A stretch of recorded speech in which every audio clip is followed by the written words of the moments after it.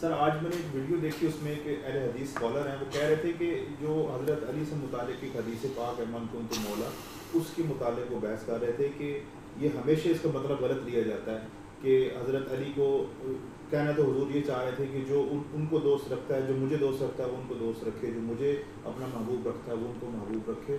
اور پھر اگلی بات بھی انہوں نے خود فرمائی کہ وہ فرماتے ہیں کہ یا اللہ جو علی کو دوست رکھے تو اسے دوست رکھ، جو علی سے بغض رکھے تو اس سے بغض رکھ.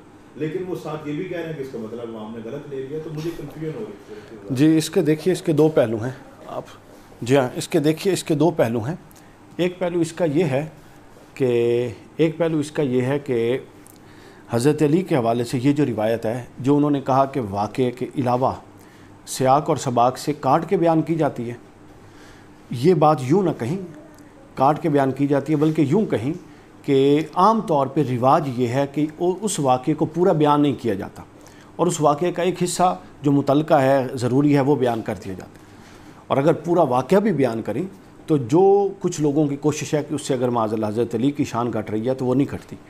وہ ایک قصہ تھا، ایک کسی غزوہ واقعہ تھا، کسی مارکے کا، غزوے کا نہیں مارکے کا تھا. اس میں حضرت علی کے خلاف کسی صحابی نے شکایت کی حضور کی بارگاہ میں. حضور علیہ الصلوۃ والسلام متغیر، چہرہ انور متغیر ہو گیا، اور حضور علیہ السلام نے ممبر لگوا کے غدیر خون کے مقام پہ یہ ارشاد فرما دیا پوری کی پورا من کنت مولا فعلی مولا. اچھا اس حصے میں ہمیں بحث نہیں ہے، بحث اگلے حصے میں ہے جو آپ نے بڑا زبردست سوال اٹھایا کہ وہ کہتے ہیں حضور نے فرمایا من کنت مولا فہذا علی مولا. مولا کا مطلب ہوتا ہے دوست. جو حضور نے فرمایا میرا دوست ہے وہ علی کا دوست ہے، اور حضور نے پھر یہ بھی فرمایا جو علی کا دوست ہے وہ اللہ کا دوست ہے. تو پھنس تو آپ یہاں بھی کہیں ہیں نا.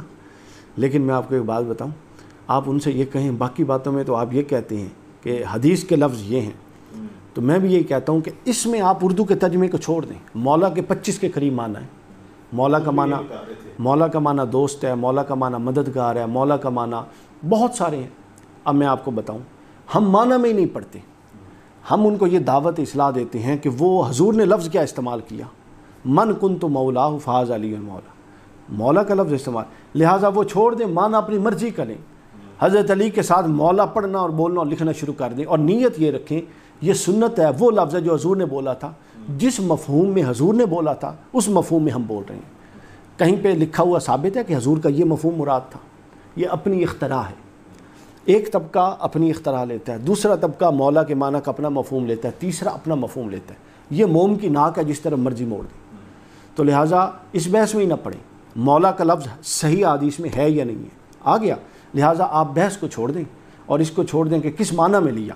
آپ اتنا اپنا ظرف بڑا کریں کہ آپ مولا علی لکھنا پڑھنا شروع کر دیں، اور نیت یہ رکھیں کہ حضور نے تو یہ لفظ بولا تھا تو سنت یہی ہے. اس کے مفہوم میں کیوں جاتے ہیں اور مفہوم کی کیوں وضاحتیں کرتے ہیں اور اس کے مفہوم کی لوگوں کی کیوں اصلاح کرتے ہیں؟ یہی وہ طبقہ ہے جو ہمیشہ صرف قرآن کے لفظوں یا حدیث ہاں لفظ پہ زور دیتا ہے، تو یہاں آتا ہے تو مفہوم پہ زور دینا شروع کر دیتا ہے. اس کا مطلب یہ ہے. تو یہ نہیں، یہ دو رنگی ہے. ہاں یہ دو رنگی ہے، ایسا نہیں ہے. سمجھ آئیے نا. تو لہٰذا حضور نے چونکہ مولا کا لفظ بولا، لہٰذا حضرت علی کو مولا کہنا خود رسول اللہ کی سنت ہے اور نص سے حدیث سے ثابت. لہٰذا مفہوم میں نہ جائیے اس کا کیا مفہوم تھا، نیت یہ کر لیجئے کیونکہ حضور پر جو اللہ نے مفہوم وہی فرمایا، حضور تو وہی کہہ سکتے ہیں نا، فرما سکتے ہیں. تو جس مفہوم میں حضور نے فرمایا حضرت علی کو مولا، ہم نیت کرتے ہیں اسی مفہوم میں حضرت علی کو مولا کہتے ہیں. جھگڑا ہی ختم. لیکن کہنا شروع کر دیجئے.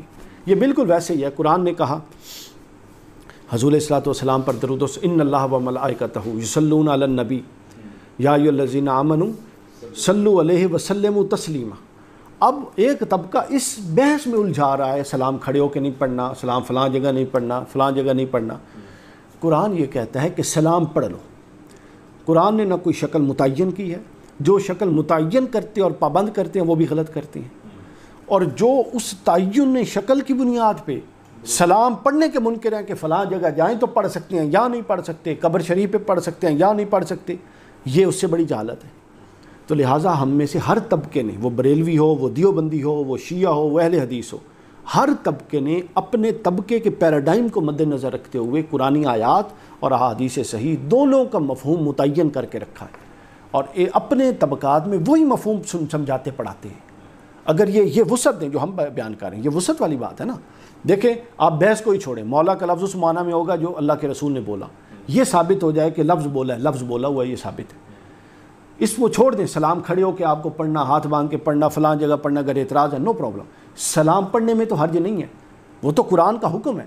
وہاں پر یہ پابندی لگانا کہ یہ تب پڑھا جائے گا جب آپ وہاں پہ جائیں گے، یہ کیا بات ہوئی؟ مدینہ پاک نہیں، ایسا نہیں ہے۔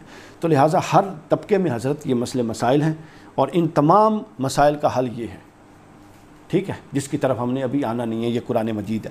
امید یہ ہے کہ ہماری اگلی نسلیں اس فرقہ پرستی سے نکلیں گی اور قرآن کی طرف آئیں گی۔